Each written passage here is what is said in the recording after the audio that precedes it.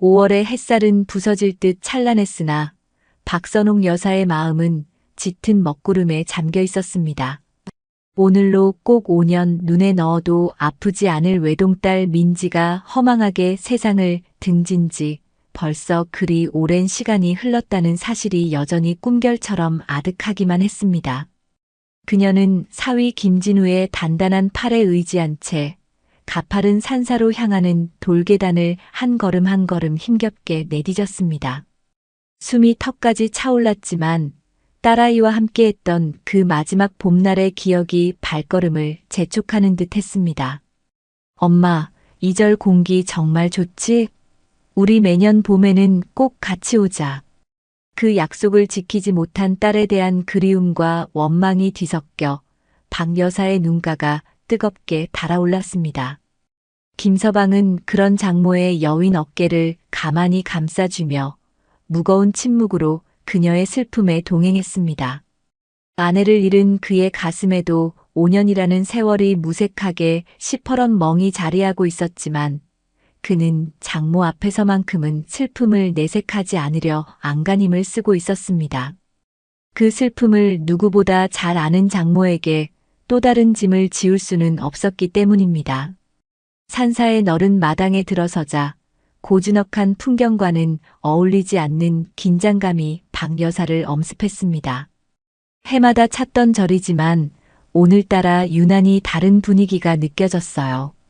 마치 무언가 중요한 일이 일어나기 직전의 폭풍전야처럼 공기마저 묵직하게 가라앉아 있는 듯 했습니다.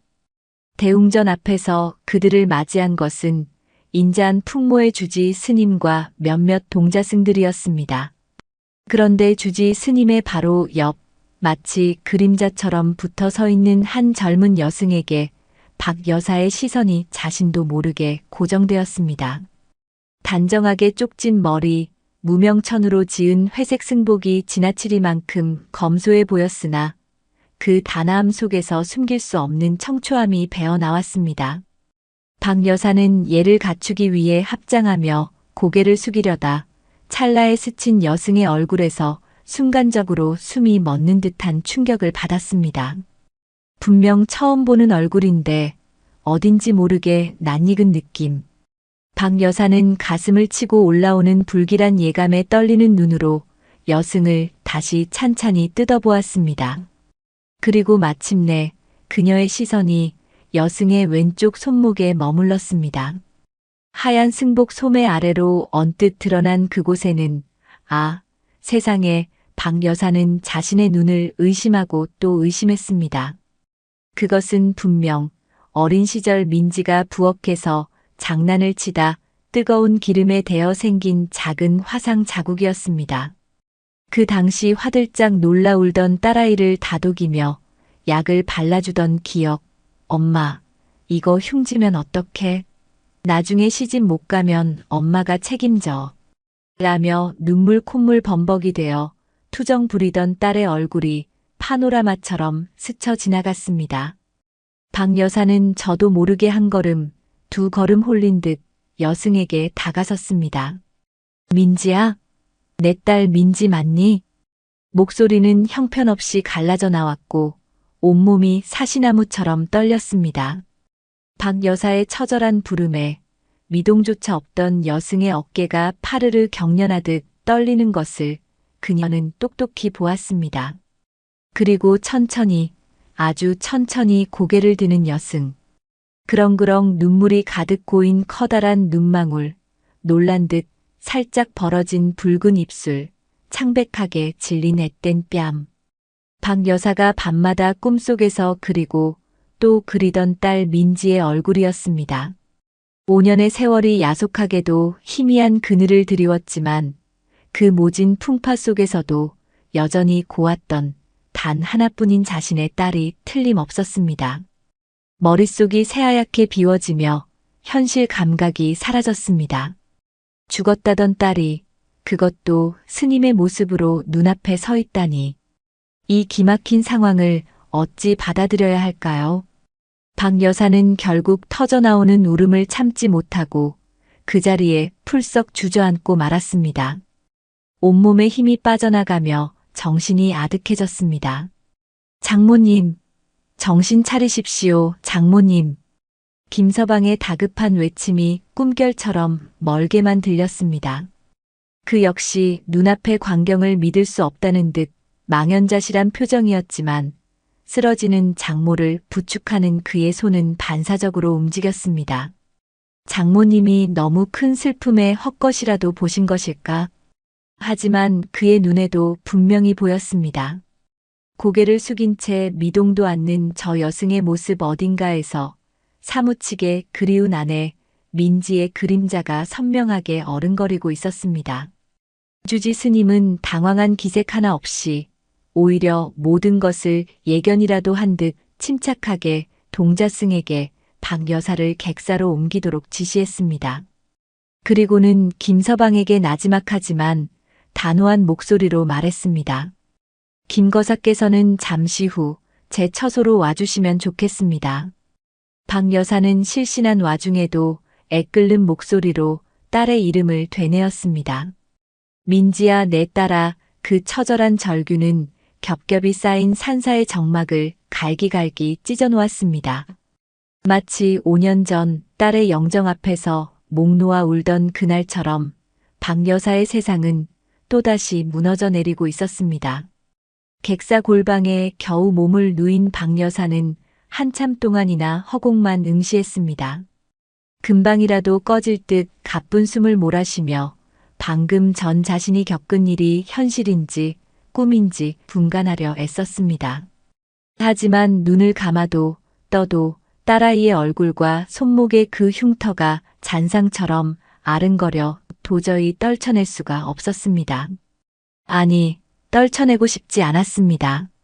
만약 그것이 헛것이 아니라면, 만약 정말로 민지가 살아있는 것이라면 박 여사는 벌떡 몸을 일으켰습니다. 김서방이 놀라 그녀를 만류했지만 이미 딸을 만나야 한다는 일념만이 박 여사의 머릿속을 지배하고 있었습니다. 나라, 진우야. 내 딸이 민지가 살아있다는데 어미가 어찌 가만히 있겠느냐. 당장 가서 만나야 한다.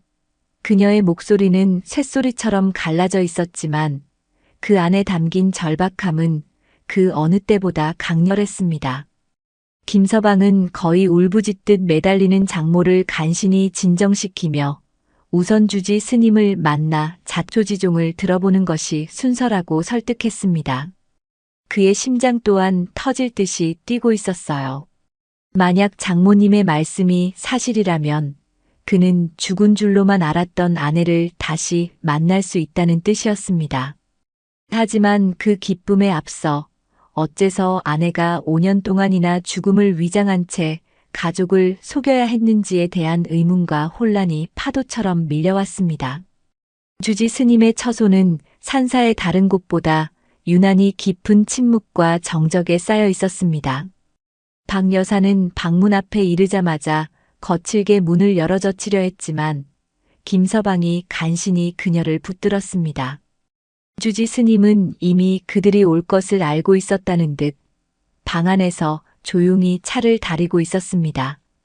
박 여사는 더 이상 참지 못하고 울음을 터뜨리며 주지 스님 앞에 무릎을 꿇었습니다.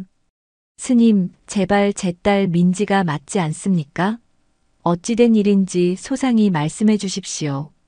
이 어미는 아무것도 모른 채 지난 5년을 지옥 속에서 살았습니다. 바닥에 엎드려 통곡하는 박 여사의 모습은 처참하기 그지없었습니다. 주지 스님은 천천히 찻잔을 내려놓고는 깊은 한숨을 내쉬었습니다. 그의 눈빛에는 연민과 함께 알 수 없는 고뇌가 어려 있었습니다. 박 보살님, 먼저 진정하시고 제 말을 들어주십시오. 세상사 모든 일에는 그만한 이유와 인연의 때가 있는 법입니다. 하지만 박 여사는 그런 선문답 같은 이야기가 귀에 들어올 리 만무했습니다.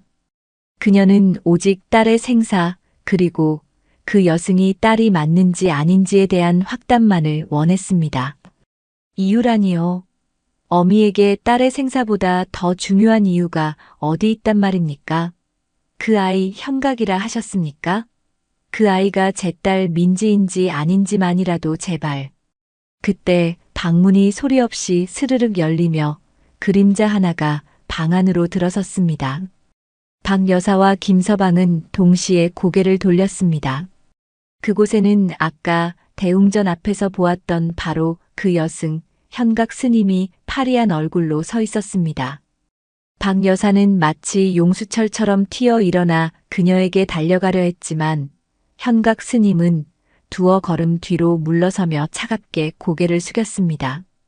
그리고는 두 손을 모아 합장할 뿐 그 어떤 말도 그 어떤 표정도 내비치지 않았습니다.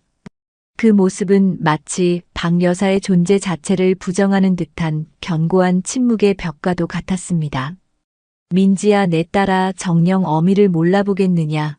내가 어찌 나에게 이럴 수가 있단 말이냐. 박 여사는 가슴을 치며 절규했지만 현각 스님은 얼음처럼 차가운 무표정으로 일관했습니다.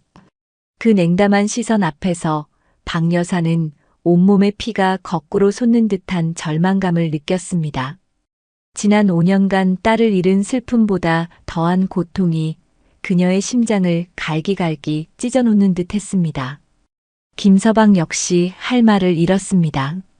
그가 사랑했던 따뜻하고 정 많던 아내 김민지의 모습은 그 어디에서도 찾아볼 수 없었습니다. 저토록 냉정하고 단호한 눈빛이라니. 혹시 정말로 민지가 아닌 그저 닮은 사람이었던 걸까요? 아니면 민지가 맞지만 이미 속세의 모든 인연을 끊어버리기로 작정한 것일까요?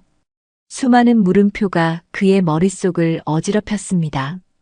결국 그날 밤 박 여사와 김서방은 절에서 내어준 차가운 객사방에서 뜬 눈으로 밤을 지새워야 했습니다. 박 여사는 딸과의 행복했던 지난 날들을 떠올리며 소리 죽여 흐느꼈고 김서방은 도무지 이해할 수 없는 이 기막힌 현실 앞에서 깊은 한숨만 내쉴 뿐이었습니다. 현각 스님은 왜 침묵하는 것일까요? 그녀가 정말 민지라면 어째서 가족들을 이토록 매정하게 외면하는 것일까요? 아니면 장모님과 자신이 함께 헛것에 홀린 것이기라도 하단 말인가. 하지만 그 손목의 흉터, 그리고 스쳐 지나갔던 아내의 눈빛. 김서방은 그것이 단순한 착각이 아니라고 확신했습니다. 어둠 속에서 박 여사는 낮게 속삭였습니다. 진우야, 내일 날이 밝는 대로 다시 가보자꾸나. 이번에는 꼭 내 딸의 목소리를 들어야겠다. 그녀의 목소리에는 지독한 슬픔과 함께 강한 결의가 서려 있었습니다. 새벽동이 트기만을 기다리는 그 시간은 마치 영원처럼 길게 느껴졌습니다. 새벽 예불 소리가 희미하게 들려올 무렵 박 여사는 이미 잠자리에서 일어나 몸단장을 마친 상태였습니다. 밤새 한숨도 자지 못해 눈은 퀭했지만 딸을 만나 진실을 밝혀내겠다는 일념으로 정신을 다잡았습니다. 김서방 역시 착잡한 심정으로 장모의 뒤를 따랐습니다. 하지만 그들을 맞이한 것은 또다시 절망적인 소식이었습니다. 주지 스님은 안타까움과 송구함이 뒤섞인 표정으로 현각 스님이 오늘 새벽 일찍 예고도 없이 깊은 산속 토굴 암자로 홀로 정진 수행을 떠났다고 전했습니다. 언제 돌아올지, 아니 돌아오기는 할는지조차 기약할 수 없는 길이라고 했습니다. 박 여사는 그 말에 하늘이 무너지는 듯한 충격을 받고 휘청거렸습니다. 이것은 명백한 회피였습니다. 어미를 그리고 남편이었던 사람을 의도적으로 피하고 있는 것이 틀림없었습니다. 스님, 어찌 이러실 수가 있습니까? 제 딸이 맞다면 어찌 이 어미에게 한마디 말도 없이 떠날 수가 있단 말입니까? 스님께서 숨기시는 것이지요? 그렇죠? 박 여사는 거의 이성을 잃고 주지 스님에게 매달리며 절규했습니다. 주지 스님은 그런 박 여사를 안타까운 눈빛으로 바라보며 나지막하지만 단호한 어조로 말했습니다. 보살님, 진정하십시오. 현각 스님의 결정은 누구도 막을 수 없는 것이었습니다. 모든 것에는 드러날 때가 있는 법이니 마음을 비우고 기다리시는 수밖에 없습니다. 부처님의 자비가 함께 하시길 빌겠습니다. 그 말은 박 여사에게 그 어떤 위로도 되지 못했습니다. 오히려 더 큰 절망과 분노만을 불러일으킬 뿐이었지요. 김서방은 망연자실한 장모를 부축하며 객사로 돌아왔습니다. 이대로 주지 스님이나 현각 스님의 처분만을 기다리고 있을 수는 없었습니다. 그들의 침묵 뒤에는 분명 감춰진 진실이 있을 것이고 그것을 밝혀낼 사람은 자신밖에 없다는 생각이 들었습니다. 그는 장모를 잠시 쉬게 한 뒤 곧바로 5년 전 아내의 사고 기록을 다시 파헤치기 시작했습니다. 처음에는 그저 막연한 의심이었지만 현각 스님의 등장과 알 수 없는 절의 태도는 그 의심을 확신으로 바꿔놓고 있었습니다. 경찰서에 보관되어 있던 사고 관련 서류들은 먼지가 뽀얗게 쌓여 있었습니다. 그는 밤을 새워가며 사고 현장 사진, 차량 감식 결과, 부검 보고서 만약 있었다면, 혹은 그에 준하는 사망 확인 서류, 그리고 유일한 목격자의 진술 조서까지 꼼꼼하게 검토했습니다. 보면 볼수록 이상한 점들이 하나둘씩 수면 위로 떠올랐습니다. 민지가 운전했던 차량은 형체를 알아볼 수 없을 정도로 심하게 파손되었지만 당시 민지의 시신이라고 했던 유류품 중에는 비교적 온전한 상태의 소지품들이 발견되었습니다. 또한 사고 현장이 외진 국도변이었음에도 불구하고 목격자가 너무 빨리 나타났다는 점, 그리고 그 목격자의 진술이 사고 정황과 미묘하게 어긋나는 부분들이 발견되었습니다. 무엇보다 김서방의 마음을 가장 혼란스럽게 했던 것은 민지의 시신을 직접 확인하는 과정이 매우 형식적이고 급하게 진행되었다는 기억이었습니다. 당시 너무나 큰 충격과 슬픔에 빠져 있었기에 제대로 인지하지 못했지만 돌이켜보면 너무나 많은 부분이 석연치 않았습니다. 화장 절차 또한 일사천리로 진행되었고 결국 그들이 받은 것은 한 줌의 재가 담긴 유골함 뿐이었습니다. 만약 그때 그 참혹했던 시신이 민지가 아니었다면, 만약 민지가 어떤 이유로든 자신의 죽음을 위장해야만 했다면, 끔찍한 상상이었지만 동시에 한 줄기 희망이기도 했습니다. 김서방은 자리를 박차고 일어났습니다. 가만히 앉아 서류만 뒤지고 있을 때가 아니었습니다. 그는 먼저 당시 사고를 담당했던 경찰관을 수소문하기 시작했습니다. 이미 다른 지방으로 전근을 간 상태였지만 어렵사리 연락처를 구해 통화를 시도했습니다. 하지만 담당 형사는 5년 전의 사고에 대해 거의 기억하지 못했고 기록에 나와 있는 것이 전부라는 무성의한 답변만 되풀이했습니다. 다음으로 그는 장례 절차를 도왔던 상조회사 직원들을 찾아갔습니다. 그들 역시 수많은 장례를 치렀기에 특별한 점을 기억해내지는 못했지만 한 직원이 당시 유족들이 너무나 경황이 없어 모든 절차를 거의 위임하다시피 했다는 이야기를 흘렸습니다. 김서방은 단서 하나라도 놓치지 않기 위해 민지의 옛 직장 동료들과 친구들에게까지 연락을 취하며 5년 전 민지의 행적에 대해 묻고 다녔습니다. 그 과정은 마치 안개 속에서 길을 찾는 것처럼 막막하고 고통스러웠지만 그는 포기할 수 없었습니다. 아내의 진실 그리고 장모님의 눈물을 위해서라도 반드시 모든 것을 밝혀내야만 했습니다. 그의 가슴 속에서는 꺼져가던 불씨가 다시 타오르기 시작했습니다. 김진우의 추적은 끈질겼습니다. 그는 마치 탐정이라도 된 것처럼 5년 전 민지의 사고와 관련된 모든 흔적을 샅샅이 훑었습니다. 경찰서의 낡은 서류 뭉치 속에서 그는 당시 초동 수사가 다소 미흡했다는 인상을 지울 수 없었습니다. 결정적인 증거나 반박할 수 없는 물증보다는 정황에 의존한 듯한 보고서는 그의 의구심을 더욱 키웠습니다. 특히 유일한 목격자였던 트럭 운전사의 행방이 묘연하다는 사실을 알게 되었을 때는 무언가 거대한 음모가 숨겨져 있을지도 모른다는 생각마저 들었습니다.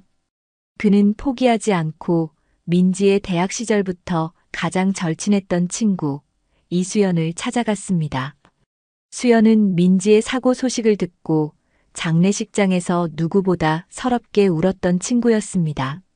오랜만에 만난 수연은 김진우를 보고 깜짝 놀라면서도 안타까운 표정을 감추지 못했습니다. 김진우는 어렵게 입을 열어 최근 절에서 민지와 꼭 닮은 스님을 보았다는 이야기와 함께 5년 전 사고에 대한 의문점들을 털어놓았습니다. 수연은 처음에는 믿을 수 없다는 듯 혼란스러워했지만 김진우의 진지한 눈빛과 절박한 목소리에 점차 귀를 기울이기 시작했습니다. 그리고 잠시 깊은 생각에 잠겼던 그녀는 마침내 무거운 침묵을 깨고 충격적인 사실을 고백했습니다. 실은 진우 씨, 민지가 사고 나기 몇 달 전부터 많이 힘들어했어요. 누군가 자기를 감시하는 것 같다고 밤길을 걸을 때마다 등골이 오싹하다고 했었죠. 처음엔 그냥 스트레스 때문이려니 너무 예민하게 구는 거라고 생각했어요. 수연의 목소리가 가늘게 떨리고 있었습니다. 민지가 다니던 제약회사에서 신약 개발 프로젝트에 참여하고 있었는데 그 과정에서 회사의 아주 중요한 연구 데이터 조작과 관련된 비리를 알게 된 것 같았어요. 정의감이 강했던 민지는 그걸 그냥 넘어갈 수 없다고 내부 고발이라도 해야 할 것 같다고 저에게 몇 번이나 고민을 털어놓았죠. 제가 말렸어요. 위험한 일에 휘말릴까봐 그냥 모른 척하라고. 그런데 민지는 수연은 눈물을 글썽이며 말을 이었습니다. 어느 날부턴가 의문의 남자들이 민지 주변을 맴도는 것 같다는 말도 했어요. 퇴근길에 누가 따라붙는 것 같다. 집 앞에서 낯선 차가 계속 서성인다. 제가 그때 조금만 더 민지 말에 귀 기울이고 적극적으로 도왔더라면 이런 끔찍한 사고는 없었을지도 모르는데.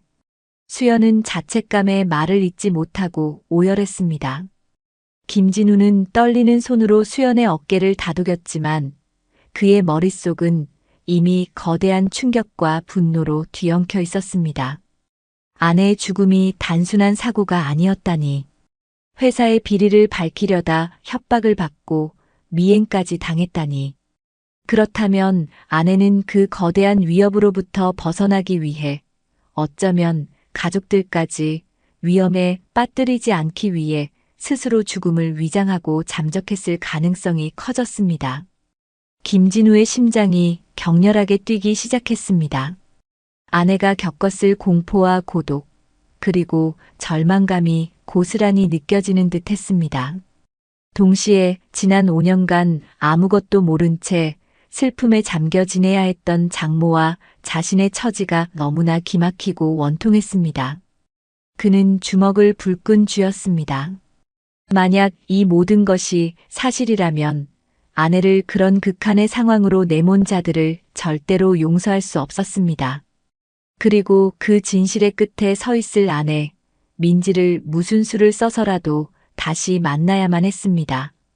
그는 수연에게 민지가 언급했던 회사의 관련자들, 그리고 협박 정황에 대해 더 자세한 정보를 물으며 퍼즐 조각을 하나씩 맞춰나가기 시작했습니다.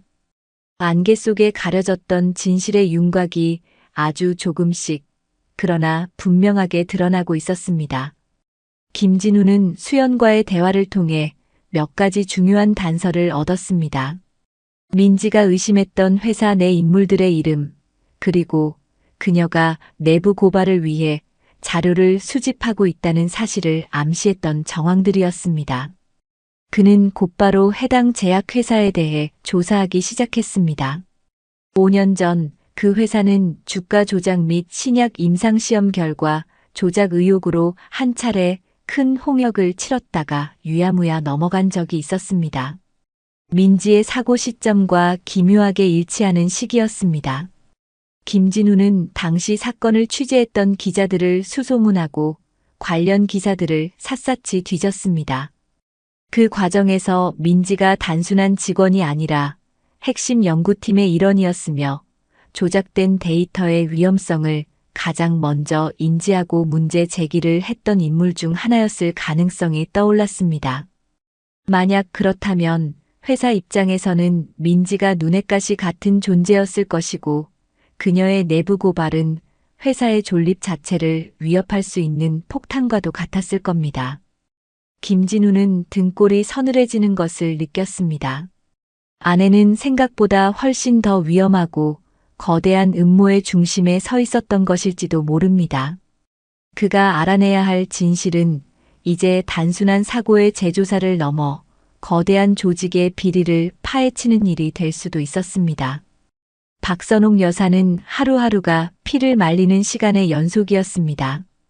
딸이 살아있을지도 모른다는 신락 같은 희망과 어미를 보고도 매정하게 돌아선 딸에 대한 원망, 그리고 그 모든 것을 알면서도 묵인하는 듯한 절에 대한 분노가 뒤섞여 그녀의 심신은 극도로 피폐해져 갔습니다.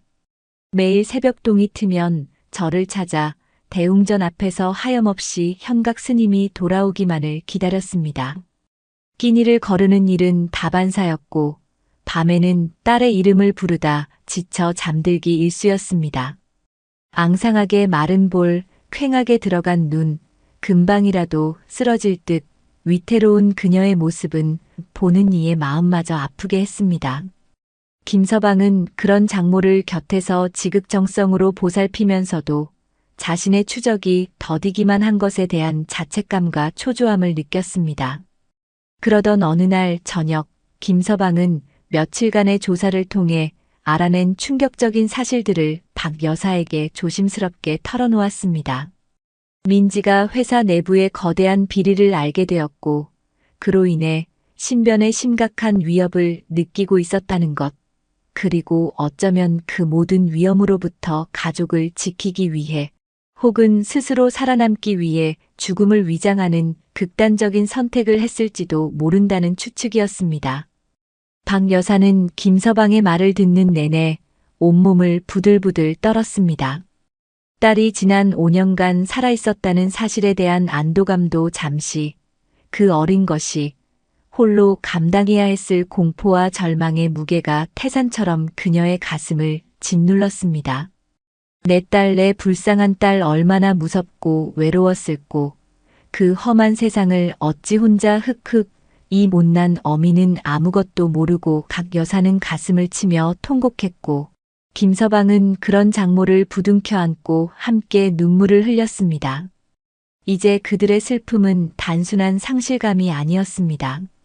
딸이자 아내가 겪었을 처절한 고통에 대한 연민과 그녀를 그렇게 내몰았던 세상에 대한 깊은 분노가 뒤섞인 복잡한 감정이었습니다. 며칠이 그렇게 속절없이 흘러갔습니다.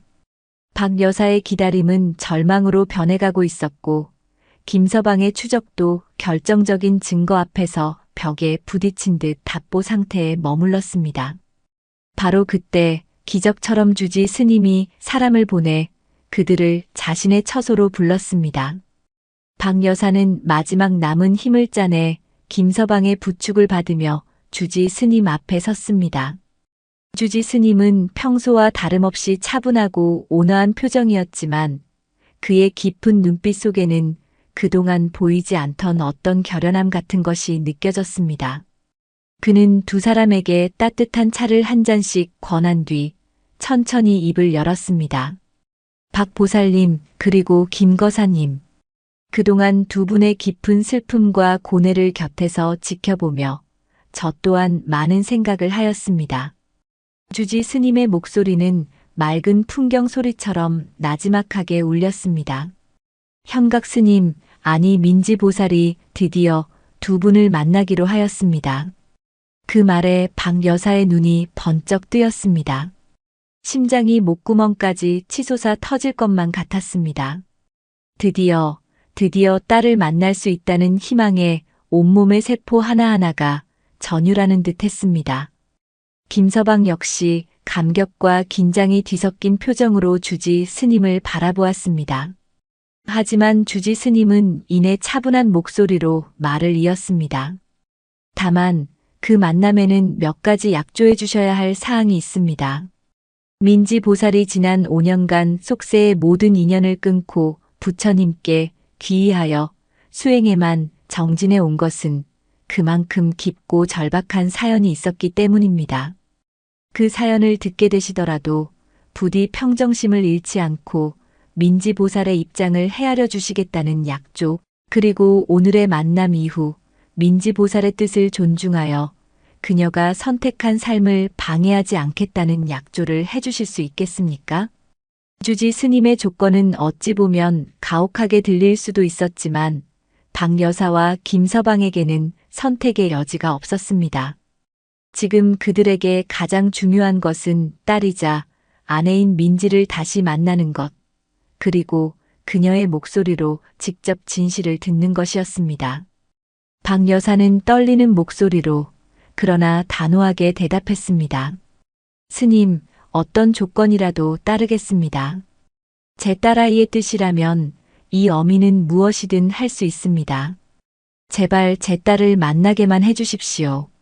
김서방 역시 굳은 표정으로 고개를 끄덕였습니다. 주지 스님은 두 사람의 눈을 가만히 응시하더니 마침내 희미한 미소와 함께 말했습니다.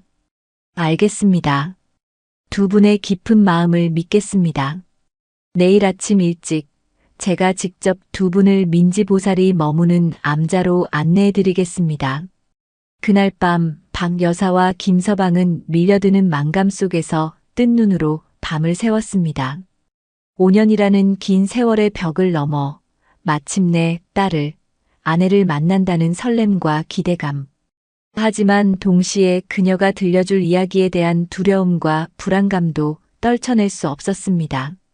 내일이면 그토록 애타게 찾아 헤매던 진실이 마침내 그 모습을 드러낼 것이었습니다. 과연 민지는 어떤 모습으로 그들을 기다리고 있을까요? 그리고 그녀가 감춰왔던 비밀은 무엇일까요? 깊고 어두운 밤하늘에는 별들만이 말없이 반짝이고 있었습니다.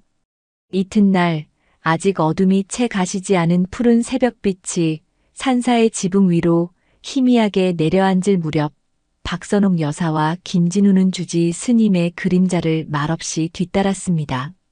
밤새도록 단 한숨도 눈을 붙이지 못했음에도 불구하고 두 사람의 정신은 이상할 정도로 또렷했어요. 어쩌면 지난 5년간 가슴속에 응어리져 있던 슬픔과 그리움, 그리고 한 줄기 희망이 잠을 몰아낸 것인지도 몰랐습니다. 산길은 예상보다 훨씬 더 험하고 가팔랐습니다. 새벽 이슬을 머금은 풀잎들이 스산한 냉기를 풍기며 그들의 바짓가랑이를 축축하게 적셨고 발밑에서는 마른 나뭇가지와 돌멩이들이 위태롭게 부스러지는 소리가 정적을 갈랐지요. 박 여사는 몇 번이나 숨이 턱까지 차올라 걸음을 멈추려 했지만 그때마다 김서방이 단단한 팔로 그녀의 여윈 어깨를 부드럽게 감싸주며 말없이 용기를 북돋았습니다. 주지 스님은 마치 세월의 무게를 초월한 듯 가볍고 일정한 보폭으로 험한 산길을 헤쳐나갔습니다. 그의 입은 굳게 닫혀 있었지만 간간히 뒤를 돌아보는 깊이를 알 수 없는 눈빛 속에는 두 사람의 고통을 어루만지는 듯한 연민과 인간적인 고뇌가 희미하게 어려 있었습니다. 얼마나 걸었을까요? 좋기 1시간은 넘었을 법한 시간이 흐른 뒤에야 빽빽하게 우거진 낙엽송 군락 사이로 다디어 작은 암자 한 채가 모습을 드러냈습니다.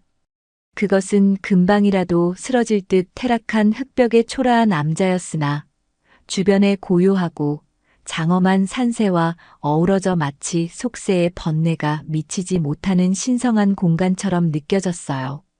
암자 앞마당에는 누군가의 정성스러운 손길이 느껴지는 작은 채소밭이 있었고 그 옆으로는 이름 모를 소박한 들꽃들이 새벽찬 기운 속에서도 앙증맞게 피어 있었습니다. 박 여사는 저도 모르게 마른 침을 삼키며 가슴을 졸였습니다.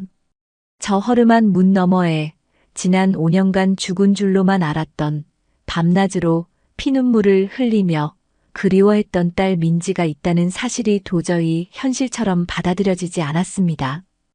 온몸에 피가 거꾸로 솟는 듯 심장이 격렬하게 요동쳤고 다리는 납덩이처럼 무거워져 한 걸음도 떼어놓기 힘들었습니다.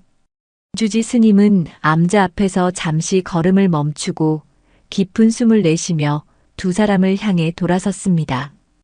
그의 목소리는 새벽 공기처럼 맑고 낮게 가라앉아 있었습니다. 민지 보살은 아니 현각 스님은 이곳에서 지난 5년간 외부와의 모든 접촉을 끊은 채 오직 홀로 무건정진에만 힘써왔습니다. 세상의 온갖 풍파와 번뇌를 여의고 오직 부처님의 법과 자신의 내면만을 등불 삼아 하루하루를 견뎌왔지요. 부디 그 모진 세월과 깊은 고뇌를 헤아려 스님의 마음을 어지럽히는 일이 없도록 각별히 유념해 주시길 바랍니다. 그리고는 마치 오랜 의식을 치르듯 경건하게 합장한 뒤 먼저 암자의 낡은 나무 문을 밀고 안으로 들어섰습니다. 박 여사와 김서방은 서로의 얼굴을 한번 마주 보았습니다. 그 짧은 시선 속에는 만감이 교차했어요. 두려움, 희망, 그리고 알 수 없는 불안감. 그들은 잠시 망설이다. 이내 떨리는 마음을 다잡고 주지 스님의 뒤를 따랐습니다. 암자 내부는 예상했던 것보다 훨씬 더 비좁고 어두웠습니다. 사방의 벽은 거친 황토가 그대로 드러나 있었고 천장은 금방이라도 내려앉을 듯 낮았지요. 방이라고 부르기에도 민망한 작은 공간 한쪽 구석에는 먼지 쌓인 작은 목불 하나가 위태롭게 모셔져 있었고 그 외에는 사람의 온기라고는 느껴지지 않는 최소한의 살림살이만이 횡댕그렁하게 놓여 있었습니다. 그리고 그 방 한가운데 마치 오랜 세월 그 자리를 지켜온 석상처럼 창백하다 못해 투명해 보이는 얼굴의 현각 스님 아니 민지가 미동도 없이 가부좌를 틀고 앉아 있었습니다. 그녀는 눈을 감은 채 손에는 염주를 들고 있었지만 그것을 돌리는 기색은 없었어요.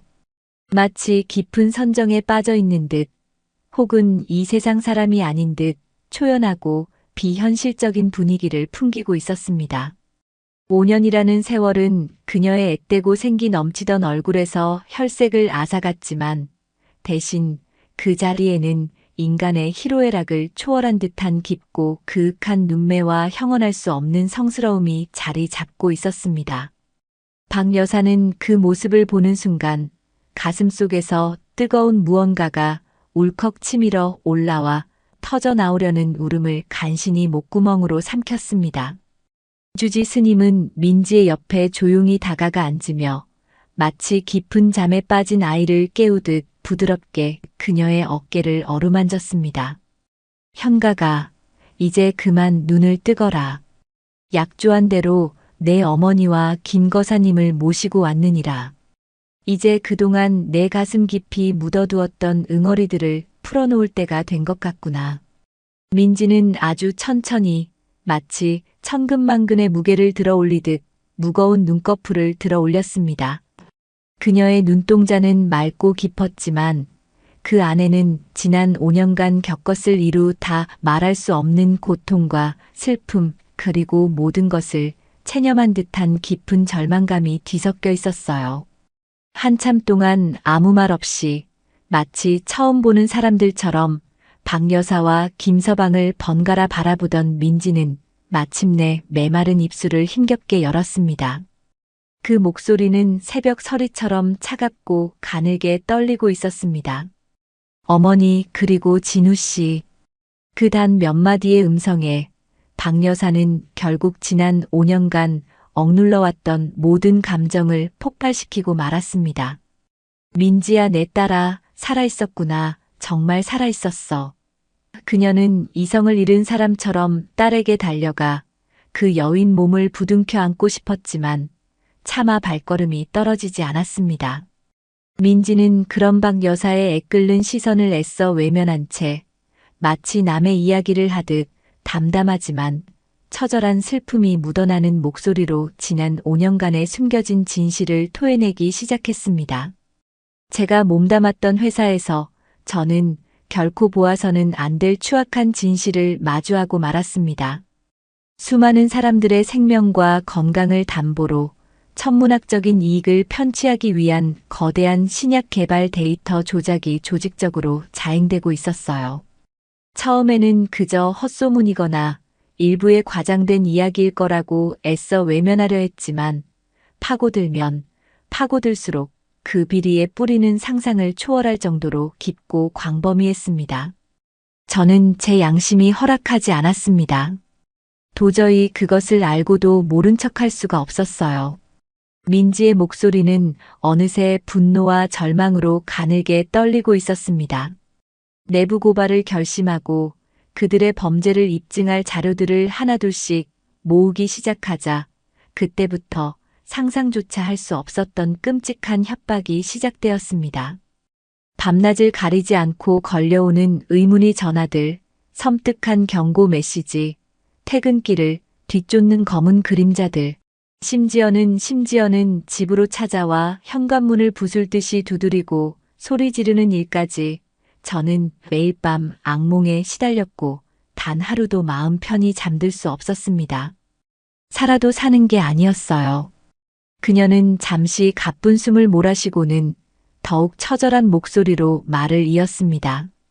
그들은 저 하나로도 모자라 세상에서 제가 가장 사랑하는 어머니와 그리고 진우 씨까지 해칠 수 있다고 만약 제가 감히 그들의 비밀을 폭로하려 한다면 우리 가족 모두가 어떤 험한 꼴을 당하게 될지 상상도 할 수 없을 거라고 협박했습니다.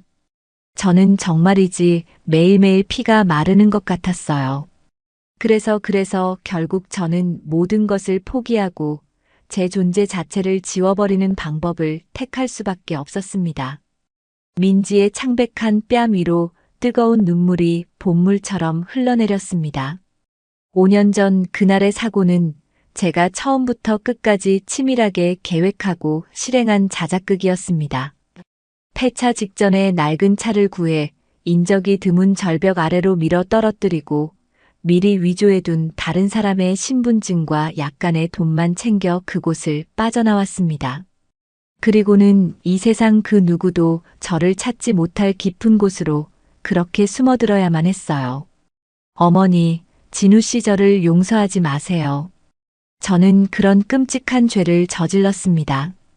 박 여사는 딸의 처절하고 충격적인 고백 앞에서 혼절이라도 할 듯 몸을 가누지 못하고 그 자리에 주저앉아 땅을 치며 오열했습니다. 김서방 역시 망치로 머리를 얻어맞은 듯한 충격과 참담함에 아무 말도 잇지 못하고 굳어버렸지요. 민지는 피를 토하듯 흐느끼며 마지막 말을 힘겹게 이어갔습니다. 정처 없이 세상을 떠돌다 우연히 이 산사의 주지 스님을 만나게 되었고 스님께서는 저의 이 기구하고 더러운 사연을 모두 들으시고도 아무것도 묻지 않으신 채 그저 따뜻하게 저를 거두어 주셨습니다. 그리고 저는 그 모질고 어두웠던 풍파 속에서 처음으로 부처님의 자비로운 가르침을 통해 한 줄기 구원의 빛을 발견할 수 있었어요. 그래서 저는 모든 것을 버리고 스님이 되기로 결심했습니다. 속세의 모든 애증과 인연을 끊고 오직 부처님께 귀의하여 살아가는 것만이 어쩌면 저와 제 가족을 그들의 마수로부터 지킬 수 있는 유일한 길이라고 그렇게 어리석게 믿었습니다. 모든 고백을 마친 민지는 마치 실성한 사람처럼 깊이 고개를 숙인 채 흐느꼈습니다. 그녀의 가냘픈 어깨가 금방이라도 부서질 듯 가늘게 떨리고 있었어요. 박 여사는 비틀거리며 딸에게 다가가 차마 만지지도 못하고 그저 딸의 이름을 부르며 통곡했습니다. 민지야, 내 불쌍한 딸아, 얼마나 무섭고 얼마나 고통스러웠느냐. 이 미련한 어미는 아무것도 모른 채 그저 내가 죽은 줄로만 알고 하늘을 원망하며 지난 5년을 지옥 속에서 살았는데 딸이 겪었을 상상조차 할 수 없는 고통과 공포를 조금도 헤아리지 못했던 자신에 대한 지독한 자책감과 그 모진 세월을 홀로 견뎌내야 했을 어린 딸에 대한 사무치는 연민이 뒤섞여 박 여사의 가슴은 갈기갈기 찢어지는 듯 했습니다. 김서방은 핏발선 눈으로 허공을 응시하며 떨리는 주먹을 불끈 쥐었습니다. 아내가 겪었을 그 끔찍한 시간들을 상상하니 당장이라도 그들을 찾아가 복수하고 싶은 분노가 치밀어 올랐지만 동시에 그런 아내의 곁을 지켜주지 못했다는 처절한 무력감과 자괴감에 괴로웠습니다. 그는 간신히 갈라지는 목소리를 짜내 물었습니다. 민지 씨, 그럼 지난 5년 동안 단 한순간도 우리가 당신을 찾아낼 거라고 그렇게 믿지는 않았소? 단 한 번이라도 우리에게 돌아오고 싶다는 생각은 정말 하지 않았단 말이오?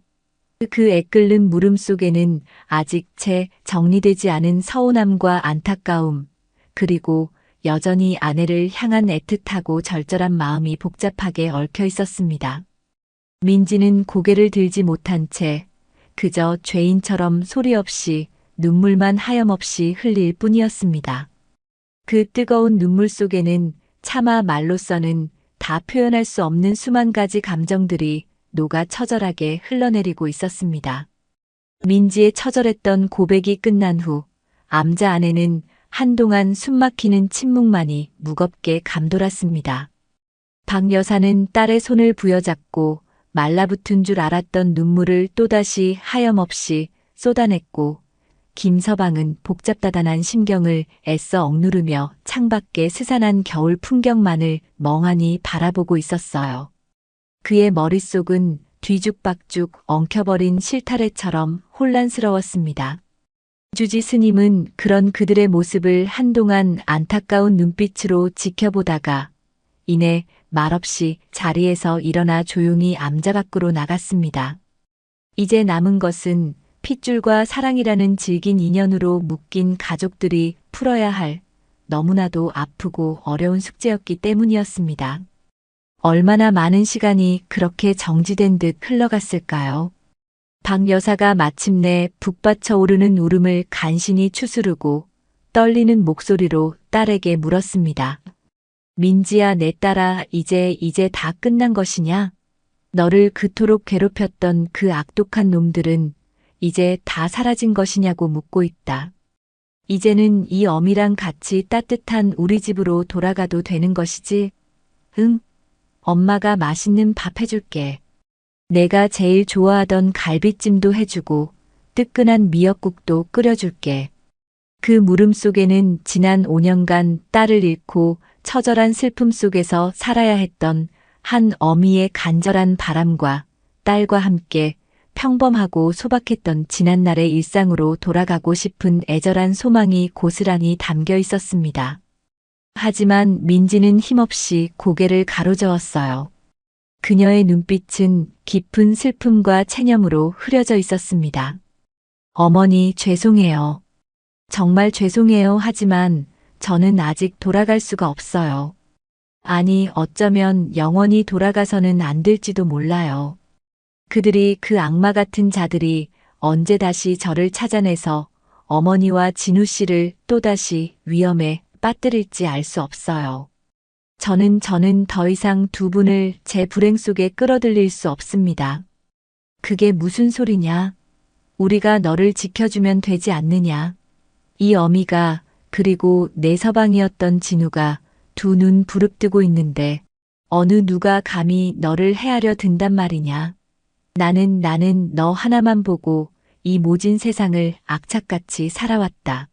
그런데 이제 와서 또다시 너를 잃을 수는 없어. 절대로. 박 여사는 거의 이성을 잃고 절규하듯 외쳤지만 민지의 결심은 바위처럼 단단하고 확고해 보였습니다. 그녀는 조용히 눈을 감았다 뜨며 더욱 단호한 어조로 말했습니다. 어머니, 저는 이미 이 세상의 김민지가 아닙니다. 저는 형각이라는 법명으로 부처님께 귀의하여 다시 태어났어요. 이곳에서의 삶이 부처님의 깊고 넓으신 가르침 속에서 하루하루를 살아가는 지금 이 순간이 제게는 가장 큰 평안이자 유일한 행복입니다. 속세의 모든 번뇌와 고통, 애증과 원망에서 벗어나 오직 제 마음을 닫고 중생의 아픔을 보듬으며 살아갈 수 있도록 제발 이 딸의 마지막 소원을 들어주세요. 김서방은 민지의 그 단호하고 결연한 말에 가슴 한구석이 시리게 아려오는 것을 느꼈습니다. 그는 지난 5년간 죽은 줄로만 알았던 아내의 빈자리를 그리움과 슬픔으로 채우며 그녀와의 행복했던 추억만을 필사적으로 곱씹으며 살아왔지요. 그런데 이제 와서 기적처럼 아내가 살아있다는 사실을 알게 되었지만 그녀는 이미 자신이 기억하고 사랑했던 아내 김민지가 아니었습니다. 현각 스님이라는 새로운 이름과 함께 자신이 감히 다가갈 수도 이해할 수도 없는 견고하고 높은 벽을 치고 있는 듯한 깊은 절망감을 느꼈습니다. 그는 떨리는 목소리로 마지막 희망이라도 붙잡듯 물었습니다. 민지 씨 아니 현각 스님.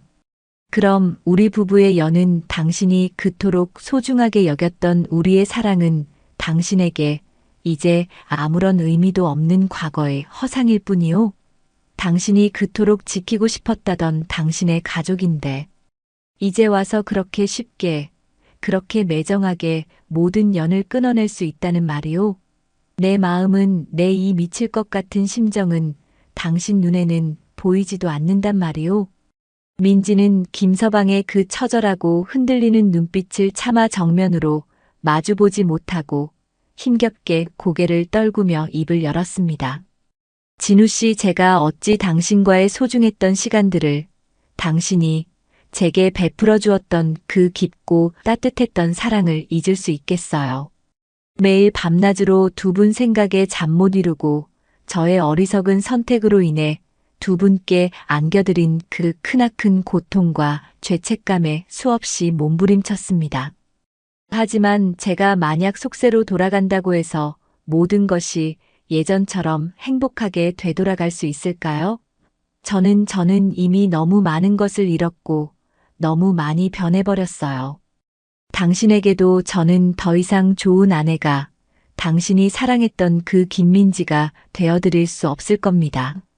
저의 이 더럽혀진 몸과 마음으로는. 그녀의 목소리에는 지독한 슬픔과 함께 깊이를 알 수 없는 체념이 짙게 배어 있었습니다. 부디 저를 이해하고 용서해 주세요.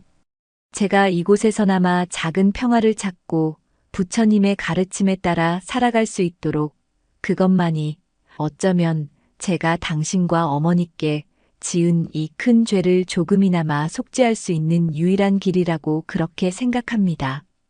그날 이후 박 여사와 김서방은 며칠 동안 민지가 머무는 암자 근처의 객사에 머물며 그녀와 많은 이야기를 나누었습니다. 처음에는 서로의 가슴속에 쌓여있던 상처를 확인하고 원망과 회한이 뒤섞인 격한 말들이 오고 가기도 했지만 시간이 흐르면서 점차 서로의 입장과 심정을 조금씩 이해하고 받아들이기 시작했어요. 박 여사는 딸이 지난 5년간 홀로 겪었을 상상조차 할 수 없는 공포와 고독을 생각하며 밤새 눈물로 지새웠고 그럼에도 불구하고 꿋꿋하게 살아남아준 딸에 대한 고마움과 함께 딸의 새로운 삶을 온전히 축복해주지는 못하더라도 최소한 존중하고 지지해주기로 어렵게 마음먹었습니다. 김서방 역시 한때는 세상의 전부였던 아내를 잃은 상실감과 배신감에 몸서리쳤지만 그녀가 살아있다는 사실 자체에 감사하며 그녀가 선택한 고독하고 힘든 길을 이제는 받아들이고 놓아주려 애썼습니다. 비록 예전처럼 살을 맞대고 웃고 울며 살아가는 평범한 부부의 연은 아니었지만 그들은 서로의 안위를 걱정하고 마음 깊이 지지하는 새로운 형태의 관계를 아주 조심스럽게 그리고 애틋하게 만들어가기 시작했습니다. 민지 역시 어머니와 한때 남편이었던 김서방에게 평생 씻을 수 없는 깊은 상처를 준 것에 대해 끊임없이 눈물로 사죄하며 그들의 아픔을 조금이라도 위로하고 덜어주기 위해 자신의 진심을 다해 노력했어요. 하지만 그녀의 마음 한구석에는 여전히 풀리지 않은 무거운 불안감이 그림자처럼 남아 있었습니다. 과연 이 위태로운 평화가 언제까지 지속될 수 있을까요? 그 악몽 같았던 과거의 망령들이 언제 다시 자신과 사랑하는 사람들을 덮쳐올지 모른다는 지독한 두려움이었습니다. 그녀는 밤마다 불상 앞에서 간절히 기도했습니다. 제발 이 이상의 불행은 없기를. 민지가 살아있다는 충격적인 사실은 극비리에 붙여졌음에도 불구하고 얼마 지나지 않아 검은 그림자들의 귀에까지 흘러들어갔습니다. 세상에는 완벽한 비밀이란 존재하지 않는다는 오랜 격언처럼 어떤 경로를 통해서인지는 알 수 없었으나 민지가 몸담았던 거대 제약회사의 추악한 핵심 관계자들은 민지의 생존 가능성에 대한 희미하지만 구체적인 소문을 접하게 된 것이었습니다. 5년 전 그들은 민지가 자신들의 비밀을 간직한 채 사고로 깨끗하게 처리되었다고 굳게 믿었기에 안도의 한숨을 내쉬었지만 만약 그녀가 어떤 형태로든 살아남아 있다면 그것은 곧 자신들의 모든 비리와 범죄가 백일하에 폭로될 수 있다는 것을 의미했기에 극도의 불안감과 공포에 휩싸였습니다. 그들은 즉시 내부 회의를 소집했고 과거 민지를 처리했던 어둠의 해결사들을 다시 불러들여 비밀리에 그리고 신속하게 민지의 행방을 추적하고 만약 발견된다면 이번에는 절대로 실수가 없도록 완벽하게 제거하라는 섬뜩한 지령을 내렸습니다. 얼마 지나지 않아 늘 평화롭고 고즈넉하기만 했던 깊은 산속 산사에 이전에는 볼 수 없었던 낯선 그림자들이 하나둘씩 출몰하기 시작했습니다. 그들은 등산객이나 독실한 불자를 가장하여 절 주변을 끈질기게 배회하며 구석구석 사진을 찍어대거나 사찰 음식 공양을 핑계로 절 안을 의문스럽게 기웃거리며 공양주 보살이나 순진한 동자승들에게 현각 스님이라는 젊은 여승에 대해 은근슬쩍 떠보듯 묻는 수상한 자들이 부쩍 늘어났어요. 처음에는 그저 호기심 많은 불자들이거나 등산객이려니 대수롭지 않게 여겼던 주지 스님도 점차 그들의 행동이 도를 넘어서고 있다는 사실과 함께 상황이 매우 심상치 않게 돌아가고 있음을 직감했습니다. 그는 즉시 민지에게 이 심상치 않은 상황을 알리고 당분간 암자 밖으로의 출입을 일절 금하고 외부와의 접촉을 최대한 피하며 몸을 숨기고 있도록 엄중히 지시했습니다. 또한 절의 모든 스님들과 신도들에게 외부인의 출입을 평소보다 훨씬 더 엄격하게 통제하고 조금이라도 의심스러운 행동을 하는 자들을 발견하면 즉시 자신에게 보고하도록 비밀리에 당부했습니다. 산사 전체에 보이지 않는 삼엄한 경계 태세가 내려진 것이었습니다. 민지는 또다시 과거에 끔찍했던 악몽이 고스란히 재현되는 듯한 극심한 공포와 절망감에 휩싸였습니다. 겨우 찾았던 한 줄기 마음의 평화가 눈앞에서 산산조각 나는 것 같았고 다시금 어둡고 축축한 절망의 늪으로 빠져드는 듯했어요. 그녀는 밤마다 잠을 이루지 못하고 악몽에 시달렸으며 바람소리나 작은 풀벌레 소리에도 화들짝 놀라 몸을 숨기곤 했습니다. 박 여사와 김서방 역시 이 절망적인 상황을 주지 스님으로부터 전해 듣고는 참을 수 없는 분노와 함께 딸과 아내를 또다시 잃을지도 모른다는 끔찍한 불안감에 치를 떨어야 했습니다. 특히 김서방은 아내를 또다시 그 지옥 같은 위험 속에 홀로 내버려 둘 수 없다는 생각에 이번에는 자신이 직접 나서서 이 모든 위협을 정면으로 막아내고 아내를 지켜내기로 굳게 결심했습니다. 그는 지난번 민지의 친구 수연과의 만남을 통해 어렴풋이 얻었던 정보들과 자신이 그동안 비밀리에 조사했던 자료들을 다시 한번 밤을 새워 꼼꼼히 검토하며 그들 배후에 숨어있는 거대한 악의 실체를 구체적으로 파악하기 위해 자신의 모든 것을 걸고 동분서주했습니다. 그는 자신이 알고 있는 모든 인맥을 총동원하여 제약회사의 은밀한 내부 사정을 파악하려 애썼고 심지어는 익명의 제보자라는 가면을 쓰고 과거 인연이 있었던 정의감 넘치는 언론사 기자에게 이 충격적인 사실과 자신이 가진 증거들을 조금씩 흘리며 여론의 힘을 빌릴 치밀한 계획까지 세우기 시작했습니다. 그의 눈빛은 그 어느 때보다 차갑고 날카롭게 빛나고 있었습니다. 산사 전체에는 마치 폭풍 전야처럼 숨막히는 긴장감이 팽팽하게 감돌았습니다. 젊은 스님들은 교대로 밤샘 불침번을 서며 외부인의 무단 접근을 철저히 막았고, 절의 신도들 역시 하나가 되어 의심스러운 자들의 동태를 서로에게 알리며 민지를 보호하기 위해 자신들의 일처럼 발벗고 나섰습니다.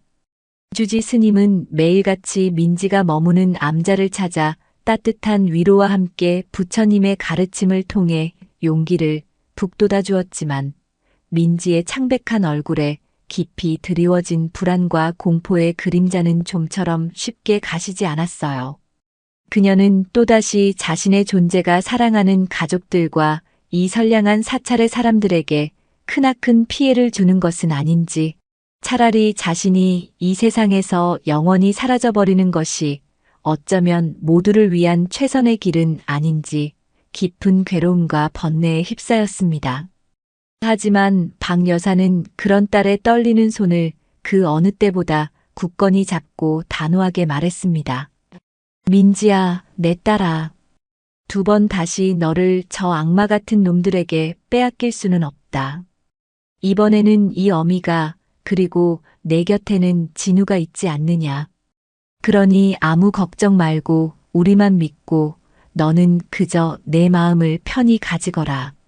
무슨 일이 있어도 우리가 반드시 너를 지켜낼 것이다. 어머니의 그 강인하고 확신에 찬 모습에 민지는 겨우 한 줄기 희망을 붙잡고 꺼져가던 마음을 다잡을 수 있었습니다. 그렇습니다. 이제 그녀는 혼자가 아니었습니다. 자신을 지키기 위해 기꺼이 자신의 모든 것을 내던질 수 있는 강하고 헌신적인 가족과, 그리고 어떠한 시련 속에서도 변치 않는 부처님의 크나큰 자비와 가호가 자신과 함께하고 있다는 사실을 굳게 믿기로 했습니다. 그러나 그들이 아직 알지 못하는 거대한 세상의 그림자는 생각보다 훨씬 더 교활하고 끈질기게, 그리고 더욱더 깊숙한 곳에서부터 그들을 향해 서서히, 그러나 분명하게 다가오고 있었습니다. 과거의 악몽이 단순한 불안감을 넘어 생생한 현실의 위협으로 다가오자 민지는 한때 겨우 붙잡았던 평정심을 송두리째 잃고 극심한 혼란과 공포에 휩싸였습니다. 매일 밤 잠자리에 들 때마다 자신을 향해 서서히 다가오는 검은 그림자의 환영에 시달렸고, 작은 소리에도 경기를 일으키듯 놀라 몸서리쳤어요. 또다시 모든 것을 버리고 이름 모를 곳으로 숨어버려야 하는 것은 아닌지, 아니면 이번에는 과거의 어리석음을 반복하지 않고 정면으로 맞서 싸워야 하는 것인지, 그녀의 마음은 마치 폭풍 후 속의 돛담배처럼 걷잡을 수 없이 흔들렸습니다. 그런 딸의 위태로운 모습을 차마 곁에서 지켜볼 수 없었던 박 여사는 더 이상 예전에 눈물 많고 나약하기만 했던 어머니가 아니었습니다. 그녀는 딸의 창백하고 여윈 손을 자신의 따뜻하고 투박한 손으로 굳게 감싸잡고 그렁그렁한 눈망울로 딸을 응시하며 말했습니다. 민지야, 내 강한 딸아. 이제 더 이상 혼자 두려워하고 아파하지 마라. 내 곁에는 이 어미가, 그리고 내 그림자처럼 널 지키는 진우가 있지 않느냐. 어떤 모진 시련과 고통이 파도처럼 밀려온다 해도 우리가 너와 함께 이 모든 것을 막아낼 것이다. 그러니 너는 아무것도 걱정하지 말고 그저 내 마음의 평화를 찾는 데만 힘쓰거라. 어머니의 그 깊고 흔들림 없는 목소리와 강인한 눈빛에서 민지는 꺼져가던 한 줄기 희망의 불씨를 다시 지필 수 있었습니다. 한편 김진우는 아내를 위협하고 그녀의 삶을 송두리째 망가뜨린 그 추악한 검은 세력의 실체를 낱낱이 파헤치고 그들을 법의 심판대에 세우기 위해 자신의 모든 것을 걸고 밤낮 없이 종횡무진 뛰어다녔습니다. 그는 과거 민지가 절망 속에서 언급했던 제약회사 내부의 핵심 인물들의 신상과 그들의 과거 행적을 끈질기게 추적했고, 그들의 상상을 초월하는 온갖 불법적인 비리 행각과 관련된 구체적이고 결정적인 증거들을 하나하나 수집해 나가기 시작했어요. 그것은 결코 쉽지 않은, 마치 거대한 골리앗에게 맨몸으로 맞서는 다윗과도 같은 무모하고 위험천만한 싸움이었습니다. 상대는 막강한 자본과 권력, 그리고 교활한 법률가들로 중무장한 거대한 조직이었고, 김진우는 가진 것이라고는 오직 아내를 향한 뜨거운 사랑과 불의를 향한 분노뿐인 평범한 개인에 불과했기 때문입니다. 하지만 그는 단 한순간도 포기하거나 좌절하지 않았습니다. 아내를 그 지옥 같은 고통에서 구해내고 그녀에게 빼앗긴 평범한 삶을 되찾아주겠다는 강렬한 일념, 그리고 이 사회의 어두운 단면을 밝혀내고 정의를 바로 세우겠다는 굳건한 신념이 그를 강철처럼 단단하게 만들고 쉴 새 없이 움직이게 했습니다.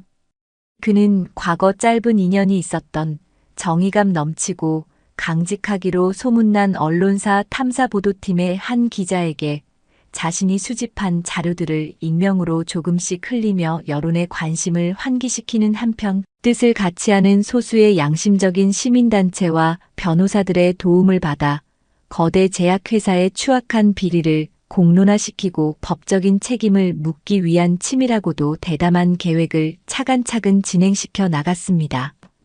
그 숨막히는 과정 속에서 김진우는 민지가 왜 그토록 절박하고 처절하게 자신의 죽음을 위장하고 세상으로부터 도망쳐야만 했는지, 그리고 지난 5년이라는 길고 외로운 시간 동안 홀로 얼마나 끔찍하고 참혹한 공포와 절망 속에서 싸워왔는지 이전보다 훨씬 더 깊고 아프게 이해하게 되었어요. 아내에 대한 일말의 원망이나 서운함은 이미 봄눈처럼 깨끗이 녹아 사라졌고, 그 자리에는 그녀의 고통을 함께 나누지 못했다는 깊은 자책감과 함께 그럼에도 불구하고 살아남아준 아내에 대한 한없는 고마움과 변치 않는 뜨거운 사랑만이 용암처럼 들끓고 있었습니다.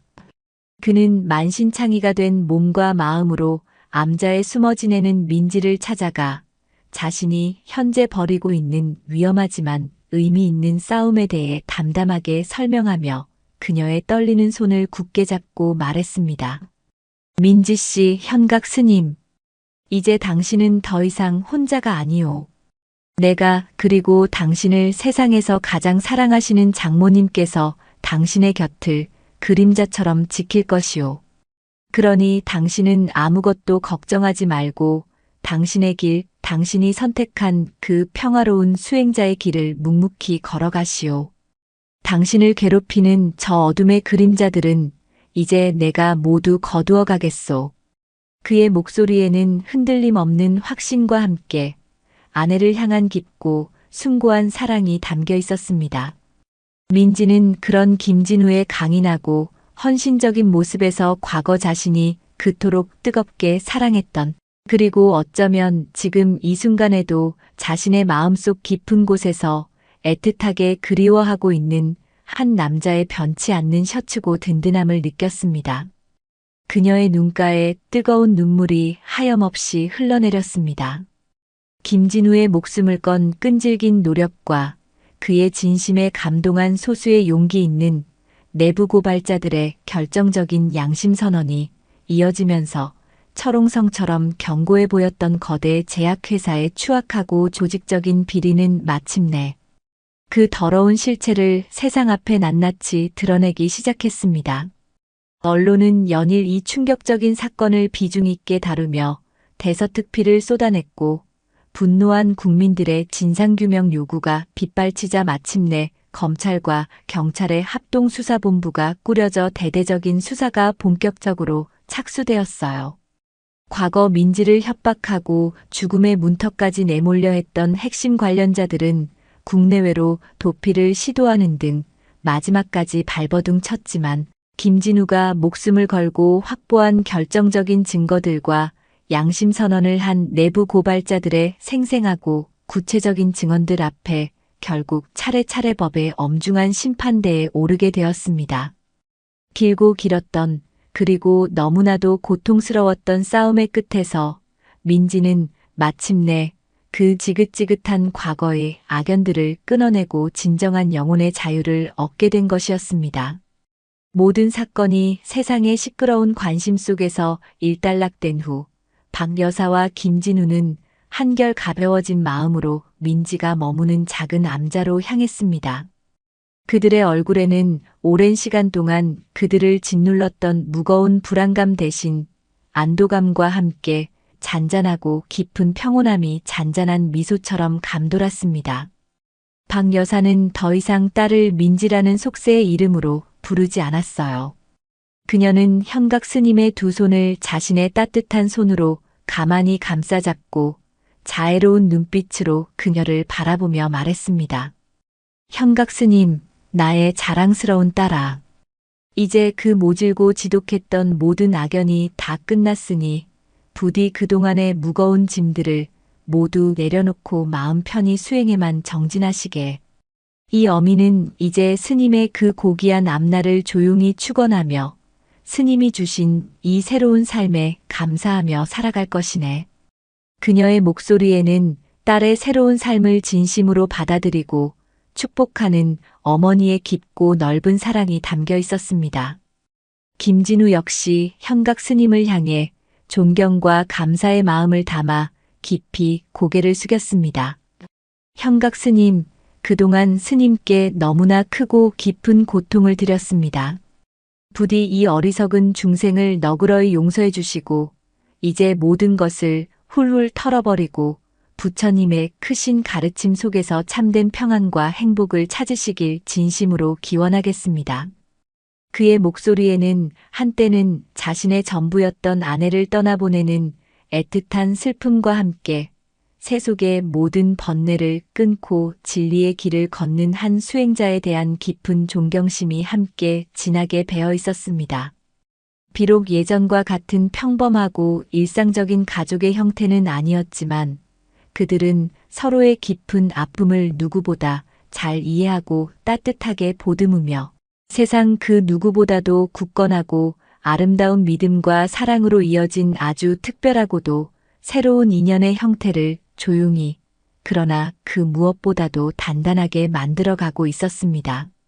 길고 혹독했던 시련의 겨울이 마침내 그 끝을 보이고 산사에는 어김없이 만물이 소생하는 따스하고 찬란한 봄 기운이 가득 찾아왔습니다. 겨우내 앙상하게 말라 죽은 듯 보였던 나뭇가지마다 파릇파릇 생명의 새순이 약동하며 돋아났고 꽁꽁 얼어붙었던 깊은 계곡의 물줄기는 다시금 힘찬 생명력을 온 세상에 과시하며 우렁찬 소리를 내며 흘러내렸어요. 지난날 그들의 삶을 송두리째 뒤흔들었던 그 어지럽고 고통스러웠던 사건들은 마치 지난 겨울의 차가운 눈처럼 조용히 그리고 흔적도 없이 녹아내렸고 고즈넉한 산사에는 이전보다 훨씬 더 깊고 맑은 평화와 성스러운 정적이 감돌았습니다. 마치 아무 일도 없었다는 듯 시간은 그렇게 또 흘러가고 있었습니다. 박선옥 여사는 이제 더 이상 과거의 기억에 얽매여 딸을 잃은 슬픔에 잠겨 하염없이 눈물 찢는 나약한 존재가 아니었습니다. 그녀는 한 달에 두어 번씩 곱게 한복을 차려입고 설레는 마음으로 절을 찾아 현각 스님이 정성스럽고 공손하게 내어주는 향긋하고 따뜻한 국화차를 마시고 그녀가 맑고 청아한 목소리로 들려주는 깊이 있는 부처님의 법문을 들으며 번잡했던 마음의 위안과 평화를 얻었습니다. 때로는 절 마당 한쪽에 마련된 작은 텃밭에서 상추와 고추 모종을 심고 가꾸는 현각 스님의 소박한 일상을 돕기도 하고 햇살 좋은 오후에는 스님과 함께 인적에 드문 한적한 산길을 천천히 거닐며 어린 시절 딸과의 소중했던 추억들과 살아가는 소소한 이야기들을 도란도란 정겹게 나누기도 했어요. 그녀는 이제 딸의 얼굴에서 과거의 어둡고 아픈 그늘 대신 깊고 진실한 수행을 통해 얻은 지혜와 자비의 따뜻한 빛을 발견하며 진심으로 딸의 새롭고 의미 있는 삶을 응원하고 축복했습니다. 그것은 단순한 슬픔의 극복을 넘어선 더 크고 깊은 차원의 숭고한 사랑의 시작이었으며 그녀 자신에게도 새로운 삶의 의미를 찾아가는 과정이었습니다. 김진우 역시 이전보다는 뜸했지만 가끔씩 혼자 조용히 산사를 찾았습니다.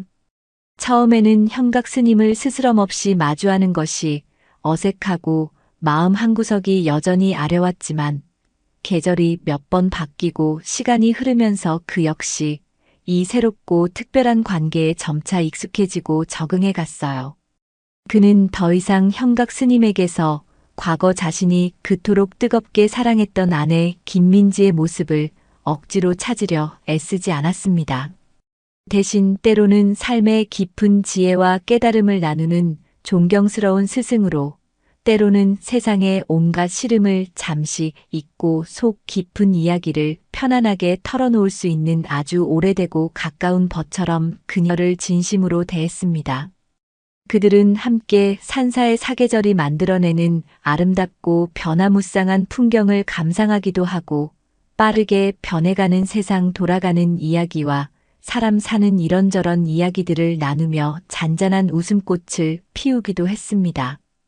김진우는 비록 한때는 자신의 세상 전부였던 사랑하는 아내를 안타깝게 떠나보내야 했지만 그 대신 현각 스님이라는 너무나도 소중하고 특별한 영적인 인연을 새로이 얻었다는 사실에 깊이 감사했습니다. 그의 상처 입었던 마음속에도 어느덧 과거의 아픔과 슬픔이 조금씩 아물고 새로운 삶에 대한 희망과 기대의 작은 씨앗들이 조용히 그러나 분명하게 자라나고 있었습니다. 현각 스님은 이제 과거의 모든 아픔과 두려움에서 완전히 벗어나 오직 부처님의 자비로운 가르침을 길잡이 삼아 매 순간 깨어있는 마음으로 수행에만 깊이 정진했습니다. 그녀의 맑고 깊이 있는 법문은 저를 찾는 수많은 방황하는 이들의 어두운 마음에 큰 등불 같은 울림을 주었고, 그녀의 꾸밈없이 따뜻한 미소와 조건 없는 자비로운 마음은 상처 입고 지친 영혼들에게 세상 그 무엇과도 바꿀 수 없는 크나큰 위로와 평안을 안겨주었어요. 그녀는 더 이상 세상의 거친 풍파에 이리저리 흔들리지 않는 견고하고 든든한 반석처럼, 그리고 칠흑 같은 어두운 밤바다를 외로이 항해하는 배들을 안전한 항구로 인도하는 밝고 환한 등대처럼 고요하지만 강렬하고 따뜻한 지혜의 빛으로 주변 세상을 환하게 비추었습니다.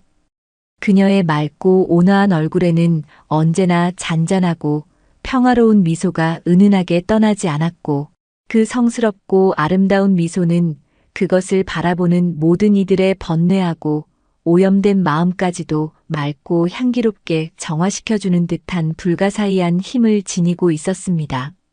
산사에 어김없이 다시 찾아온 눈부신 봄은 비단 얼어붙었던 자연의 부활만을 의미하는 것이 아니었습니다.